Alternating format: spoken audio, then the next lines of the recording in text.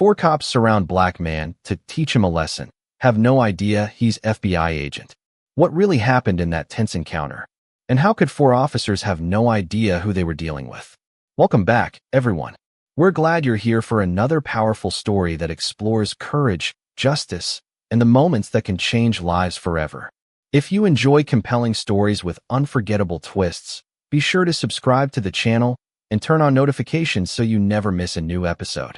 Your support means more than you know, and we truly appreciate every view, every like, and every moment you spend with us. Before we begin, tell us in the comments, what do you think is the biggest mistake someone can make when judging another person by appearances? Now, settle in, because this story begins on an ordinary afternoon that was about to become anything but ordinary. Sometimes the biggest mistake isn't breaking the law. It's believing you already know who the guilty person is. The late afternoon sun cast long golden reflections across the storefront windows of a quiet shopping plaza just outside Charlotte, North Carolina. Families carried grocery bags toward their cars, a delivery driver stacked boxes onto a hand truck, and a young girl laughed as she chased a bright red balloon across the sidewalk. It looked like any other ordinary day until four police cruisers rolled into the parking lot one after another, their tires crunching over the pavement with deliberate precision. Conversations slowed. Heads turned. People instinctively stepped aside. Standing near the entrance of a neighborhood pharmacy, Marcus Brooks adjusted the paper bag in his hand, careful not to crush the small prescription box inside. His mother had finished another difficult chemotherapy appointment that morning, and the medication he carried mattered far more to him than the curious stares now drifting in his direction. He checked the time on his watch. If traffic stayed light, he could be back at the hospital in less than 20 minutes. He never made it to his truck. "Sir, don't move." The voice came from behind him, calm but commanding. Marcus stopped immediately. He slowly turned and found four white police officers spreading out in a loose circle around him. Their posture suggested confidence born from routine. Officer Ryan Carter stood at the front, arms folded. Officer Ethan Collins remained near the passenger side of a cruiser, carefully watching every movement. Officer Blake Turner scanned the growing crowd, while Sergeant Daniel Hayes approached with measured steps that carried the unmistakable weight of authority. Around them, the atmosphere shifted almost instantly. The laughter from nearby families faded. Shopping carts rolled more quietly. A woman paused halfway through loading groceries into her SUV. Even the breeze seemed to slow as everyone sensed that something important or uncomfortable was unfolding. Marcus kept both hands visible. His expression remained composed, neither fearful nor confrontational. "Good afternoon, officers," he said evenly. "Is there something I can help you with?" Ryan answered with a faint smile that never reached his eyes. "That depends on whether you want to cooperate." Marcus nodded once. "I'm happy to cooperate." Across the parking lot, 8-year-old Emma Parker looked up from the balloon string wrapped around her wrist. Tugging gently on her mother's sleeve, she whispered, "Mom, why are all those officers standing around that man?" Her mother hesitated before quietly answering, "I'm not sure, sweetheart." Marcus noticed the child for only a brief second before returning his attention to the officers. He had spent years learning that calm often spoke louder than anger. The paper pharmacy bag rested securely against his side, while warm sunlight reflected across the polished windows behind him, creating the strange illusion that the entire parking lot had frozen in place. Sergeant Hayes stepped closer. "Mind telling us where you've been this afternoon?" Marcus answered without hesitation. "At Memorial Medical Center with my mother, then here to pick up her prescription." His tone never changed. His breathing remained steady. Yet something about his quiet confidence seemed to unsettle the officers more than nervousness ever could. Ryan exchanged a quick glance with Ethan before looking back at Marcus. Around them, more phones quietly appeared in people's hands. No one spoke loudly anymore. Everyone simply watched.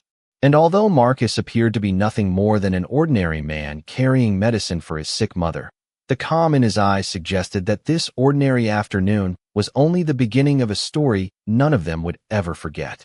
Officer Ryan Carter studied Marcus Brooks for several long seconds without saying another word. The silence felt heavier than any accusation.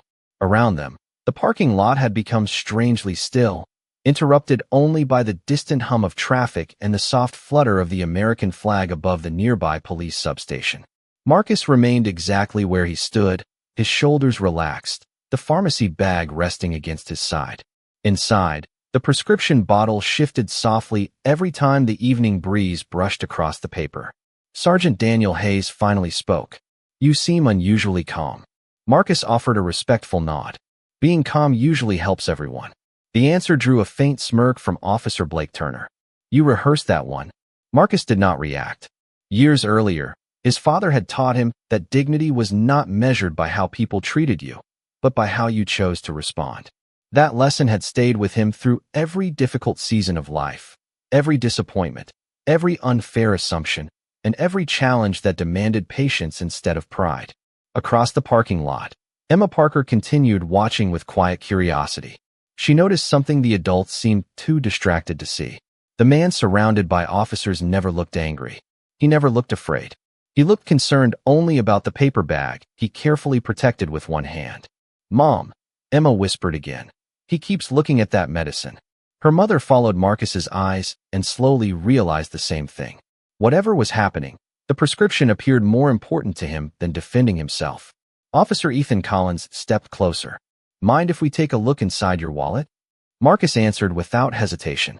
"If that is your request, I will cooperate." Slowly, deliberately, he reached toward his back pocket while keeping every movement visible.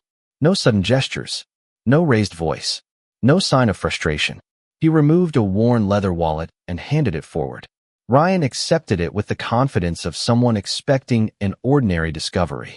Several people nearby quietly lifted their phones higher. Nobody interrupted. Nobody stepped closer. They simply watched as if they sensed the afternoon was moving towards something none of them could yet explain. Ryan flipped through credit cards, family photographs, and folded receipts. A picture caught his attention for only a moment. It showed Marcus beside an older woman wearing a knitted hospital cap, both smiling despite obvious exhaustion. Ryan glanced up briefly. "Your mother?" Marcus nodded. "Yes, sir. Hospital patient. She is receiving treatment." There was no bitterness in his voice, only honesty. Even Sergeant Hayes seemed to soften for a fraction of a second before his expression returned to professional distance. Blake looked around at the growing crowd and muttered, "People always assume they know the whole story after watching 30 seconds. Marcus quietly replied, "Sometimes they do. Sometimes they do not. That is why facts matter." Those 4 simple words lingered in the air. They were neither defensive nor sarcastic. They sounded more like a principle someone had repeated for many years. Ryan continued searching the wallet, growing increasingly puzzled. Everything appeared ordinary. Driver's license, insurance cards, family photographs. Nothing matched the certainty that had brought 4 officers to surround one quiet man outside a pharmacy. Then Ethan noticed something unusual stitched into the inside leather seam. It was almost invisible beneath years of careful use, hidden behind what looked like an ordinary card sleeve. He leaned slightly toward Ryan and spoke quietly enough that only the officers could hear. "Hold on. There is another compartment in there." Ryan paused. His fingers rested against the concealed edge while the evening sunlight reflected across the worn leather, and for the very first time since stepping out of his cruiser, uncertainty crossed his face. Ryan Carter hesitated for the first time that afternoon. His thumb rested against the narrow edge of the hidden compartment while the warm sunlight reflected across the worn leather wallet. He glanced towards Sergeant Daniel Hayes, silently asking whether he should continue. Hayes gave a small nod. "Go ahead." Ryan carefully pulled the concealed flap open. Inside was not a stack of cash, not an unfamiliar identification card, and not anything dramatic at first glance. Instead, there was a single dark leather credential holder folded with remarkable precision. It looked old, carefully maintained, and intentionally hidden from casual view. Ryan frowned. "What is this?" Marcus answered in the same calm voice he had used since the beginning. "Please open it carefully." Blake Turner folded his arms with a quiet laugh. "You are acting like we are about to discover some national secret." Marcus simply replied, "Sometimes appearances are incomplete." Those words lingered in the quiet air. Around them, more people had gathered along the sidewalk, though they remained respectfully distant. The delivery driver had stopped loading boxes. A retired couple stood beside their sedan. Emma Parker still held the string of her balloon, watching with the kind of honest curiosity only a child could have. Ryan slowly unfolded the credential holder. The smile on his face disappeared almost instantly. His eyes moved across the badge, then the official seal, then the photograph. He looked back at Marcus.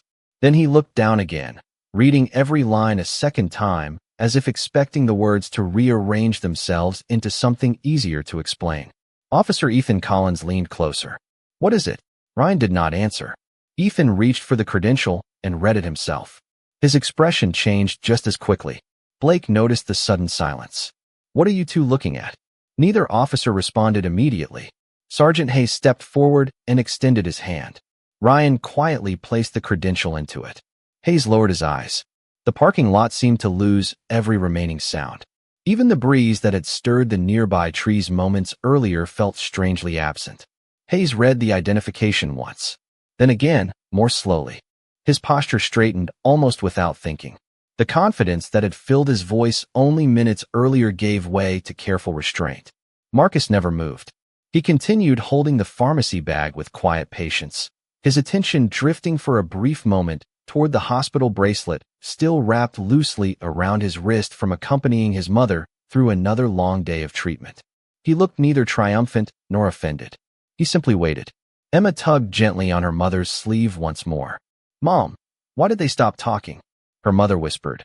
"I think they just realized something important." Hayes finally lifted his eyes toward Marcus. For several seconds, neither man spoke. There was no anger between them, no raised voices, only the unmistakable weight of recognition. Before Hayes could say another word, the distant sound of approaching engines echoed across the parking lot. Heads turned together. 3 black sport utility vehicles entered through the main entrance with deliberate precision, moving steadily rather than urgently. They stopped several yards away. The driver's doors opened almost simultaneously. Men and women wearing dark jackets stepped out with calm professionalism. One silver-haired supervisor walked directly toward Marcus without hesitation. His voice carried clearly across the silent crowd. "Supervisory Special Agent Marcus Brooks," he said with quiet respect, "the Internal Affairs Review Team has arrived. We have been waiting for your authorization to proceed." Every face in the parking lot turned back toward the 4 officers, and in that single unforgettable moment, the balance of power shifted without anyone raising their voice. For a long moment, no one moved. The afternoon sunlight still shimmered across the windshields in the parking lot, but the confidence that had filled the air only minutes earlier had quietly disappeared. Supervisory Special Agent Marcus Brooks looked from one officer to the next with the same calm expression he had carried from the beginning. There was no satisfaction in his eyes, only quiet discipline. The silver-haired supervisor from the Federal Bureau of Investigation approached and stopped beside Marcus. "Good afternoon, Agent Brooks," he said respectfully. "Our team is in position." Marcus gave a slight nod. "Thank you, Director Collins." The man turned toward Sergeant Daniel Hayes and the 3 officers standing beside him. "Gentlemen, no one is under arrest. No one is being accused here today. We are simply asking everyone to remain exactly where they are until the documentation process is complete." His measured tone surprised the growing crowd. Several bystanders exchanged confused looks. Many had expected raised voices or dramatic confrontation. Instead, they witnessed professionalism. Marcus carefully accepted his wallet back from Sergeant Hayes. Before placing the credential inside the hidden compartment again, he closed it with deliberate care, almost as though the badge itself mattered less than the responsibility it represented. He slipped the wallet into his pocket and adjusted the pharmacy bag in his hand. The paper had begun to wrinkle from being held so tightly for so long. Emma Parker quietly walked a few steps closer beside her mother. "Mom," she whispered, "is he the good guy?" Her mother smiled gently without taking her eyes off Marcus. Sometimes you cannot tell who someone is just by looking at them. Marcus happened to overhear those words. He glanced toward Emma and offered a warm smile that lasted only a second before returning his attention to the officers. Ryan Carter finally broke the silence. "Agent Brooks, if we had known." Marcus raised one hand politely before Ryan could finish. "Officer, that is exactly the point." Ryan lowered his eyes. Marcus continued, his voice calm enough that everyone nearby could hear without him ever raising it. "Respect should never depend on a badge hidden inside a wallet. It should never depend on a job title, a uniform, or the assumptions we make in the first 30 seconds. Nobody interrupted. Even the distant traffic seemed softer as his words settled across the parking lot. Director Collins quietly motioned toward another member of the Federal Bureau of Investigation team, who began documenting the scene with complete transparency while another agent spoke respectfully, with witnesses who had recorded the encounter on their phones. Everything happened methodically. No one rushed. No one argued. Marcus looked toward Sergeant Hayes. Your department has been participating in a voluntary leadership and accountability review for several weeks. Today's encounter was never planned around any individual officer. It simply became part of the evaluation the moment decisions began replacing facts. Hayes slowly removed his cap and held it against his side. The weight of those words settled heavily across his face. Blake Turner looked toward the pavement, while Ethan Collins quietly exhaled as though replaying every decision made since they stepped out of their cruisers. Marcus glanced at the prescription bag once more and checked the time. Visiting hours at Memorial Medical Center would not last forever. He looked back toward Director Collins and said softly, "Before anything else, I need to deliver my mother's medication. She has already waited long enough." Director Collins nodded immediately. "Family comes first, Agent Brooks. We will take care of everything else." And for everyone standing there, those simple words revealed more about Marcus Brooks than any badge ever could. Marcus Brooks thanked Director Collins with a quiet nod before walking toward his pickup truck, still carrying the paper pharmacy bag with the same care he had shown from the beginning.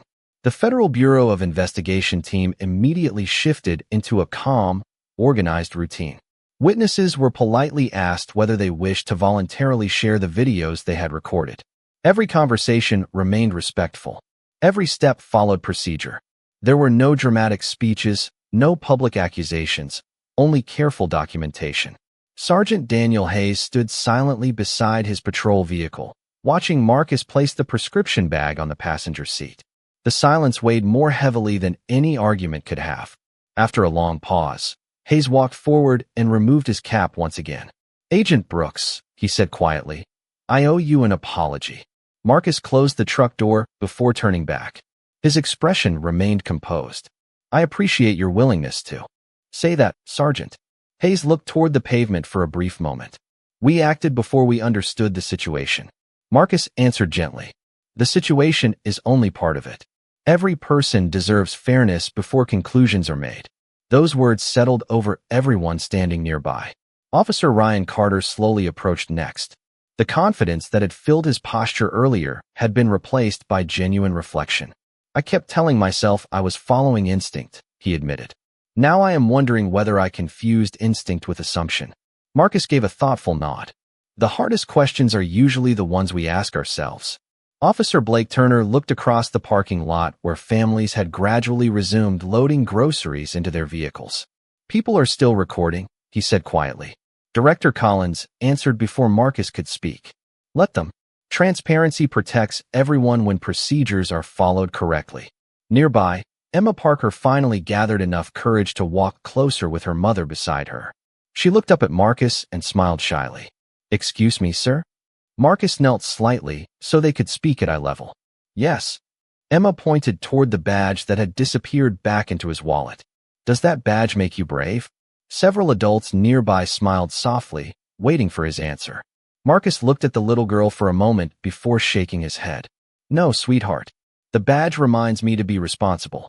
Courage comes from doing the right thing even when nobody knows who you are." Emma thought carefully about those words before smiling even wider. "I think my teacher would like that answer." Marcus chuckled quietly. "She sounds very wise."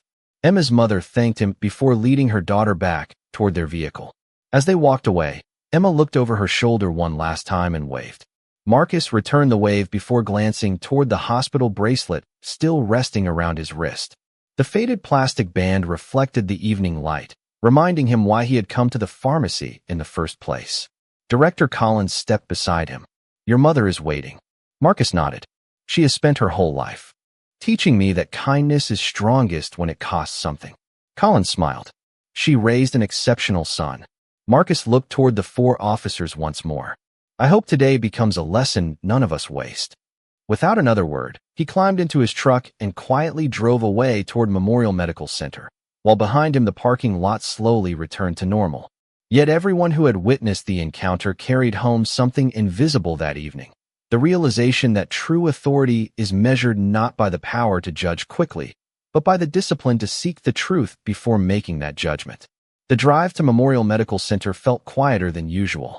The evening sky had begun to fade from bright gold into soft shades of blue and amber, while the city lights slowly awakened one by one across Charlotte. Marcus Brooks rested both hands on the steering wheel, letting the steady rhythm of the highway calm his thoughts. The events outside the pharmacy replayed in his mind, not as moments of triumph, but as reminders of how quickly assumptions could shape the course of an ordinary afternoon. He reached the hospital parking garage just before visiting hours ended. After picking up the carefully folded pharmacy bag from the passenger seat, he walked through the familiar automatic doors. The scent of fresh coffee mixed with hospital disinfectant filled the quiet lobby. Nurses greeted families with warm smiles. Wheelchairs rolled gently across polished floors, and the soft beeping of distant monitors blended into the peaceful background. It was a world completely different from the tension he had left behind less than an hour earlier.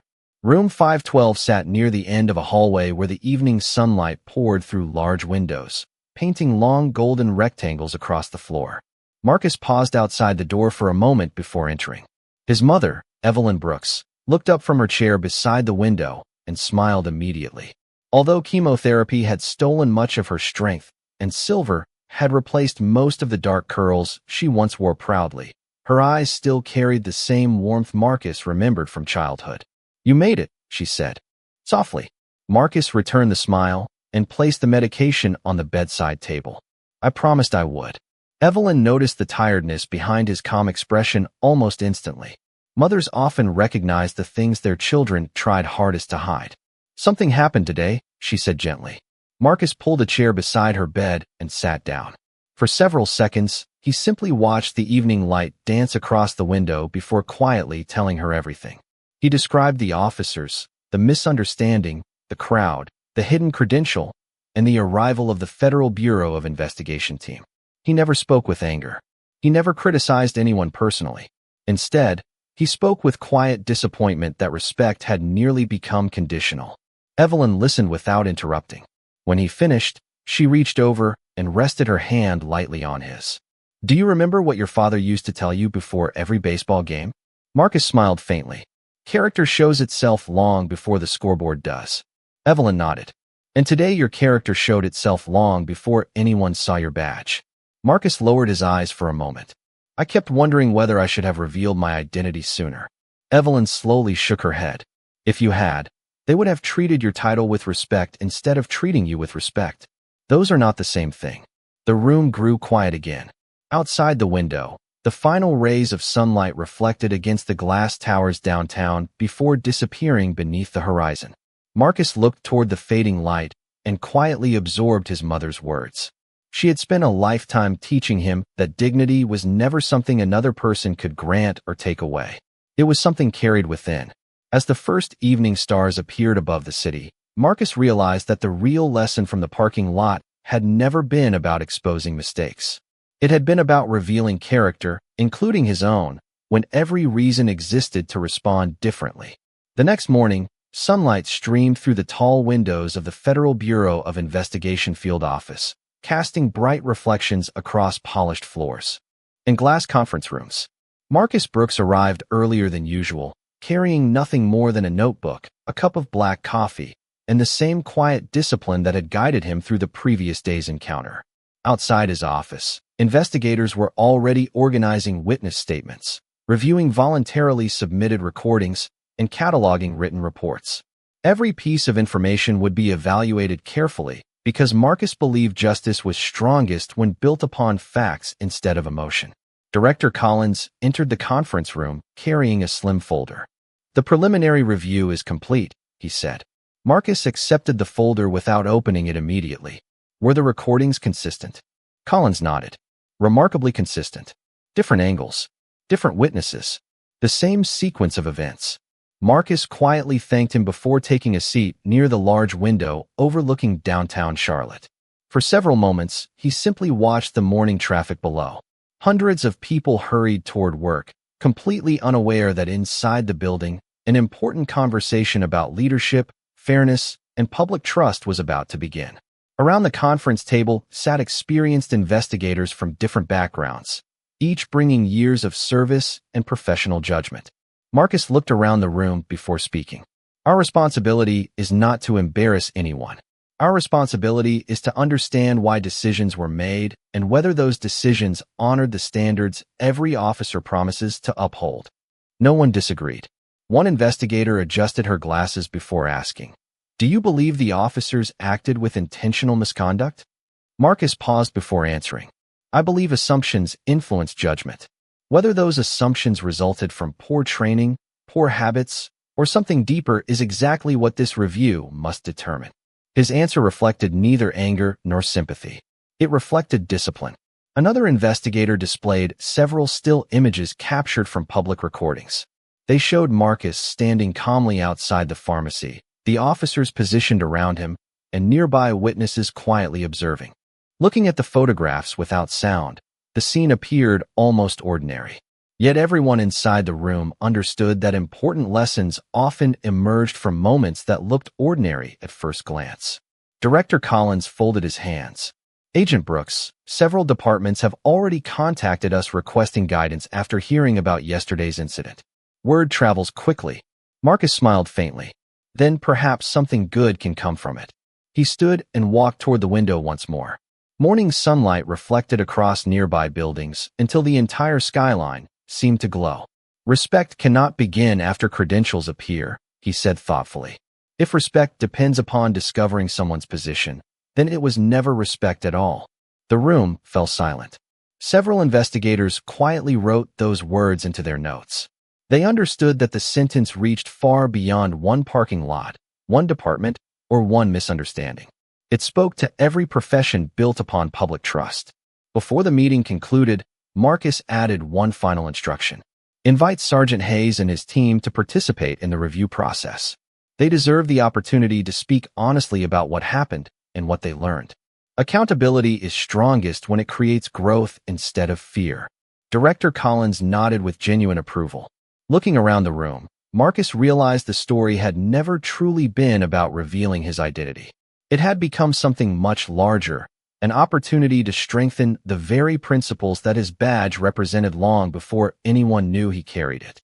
3 weeks later, the atmosphere inside the Charlotte Police Department training auditorium felt very different from the tense silence that had once filled the pharmacy parking lot. Rows of officers, supervisors, recruits, and community leaders sat together beneath bright ceiling lights, waiting for the afternoon leadership seminar to begin. At the front of the room stood a simple wooden podium beside an American flag. There were no television cameras, no dramatic headlines, and no reporters. The purpose of the gathering was not public embarrassment. It was education. Marcus Brooks walked onto the stage wearing a dark business suit instead of his field jacket. His Federal Bureau of Investigation credential remained tucked inside his pocket, unseen. Just as it had been on the day everything changed. Director Collins introduced him briefly before stepping aside. Marcus looked across the room, recognizing familiar faces in the front row. Sergeant Daniel Hayes sat beside officers Ryan Carter, Ethan Collins, and Blake Turner. Their expressions no longer reflected confidence alone. They reflected humility. Marcus rested both hands lightly on the podium before speaking. "Thank you all for being here. Today is not about one encounter. It is about every encounter that has not happened yet." The room became completely quiet. Marcus continued, "Every uniform carries authority. Every badge carries responsibility. But every citizen carries dignity long before either of those things enter the conversation." Several recruits immediately began taking notes. Marcus displayed no photographs from the pharmacy. He mentioned no names and offered no criticism. Instead, he spoke about decision-making under pressure, unconscious assumptions, active listening, and the importance of allowing facts to arrive before conclusions. His words were calm, measured, and deeply personal because they came from experience rather than theory. After nearly an hour, he invited questions. Sergeant Hayes slowly stood. The entire room turned toward him. "Agent Brooks," he said honestly, "I have replayed that afternoon more times than I can count. If I could ask one question, it would be this. How did you remain so calm?" Marcus smiled gently before answering. Because the moment I allowed someone else's assumptions to control my character, I would have surrendered the very values I promised to protect. The answer settled over the audience like quiet sunlight through stained glass. Ryan Carter stood next. I realized afterward that I was looking for evidence to confirm my first impression instead of evidence to challenge it. That mistake changed the entire encounter. Marcus nodded with sincere appreciation, recognizing that truth is where real leadership begins. A warm silence followed. No one hurried to fill it. Finally, Marcus stepped away from the podium and walked toward the officers seated in the front row. He extended his hand to Sergeant Hayes first. Hayes accepted it without hesitation. Then Marcus shook hands with Ryan, Ethan, and Blake. There was no resentment left in the gesture, only mutual respect earned through honest reflection. As the audience quietly applauded, Emma Parker and her mother entered through the back doors of the auditorium as invited guests from the community outreach program. Emma smiled the moment she recognized Marcus. He smiled back and gave her a small wave. In that simple exchange, everyone present saw something more powerful than authority.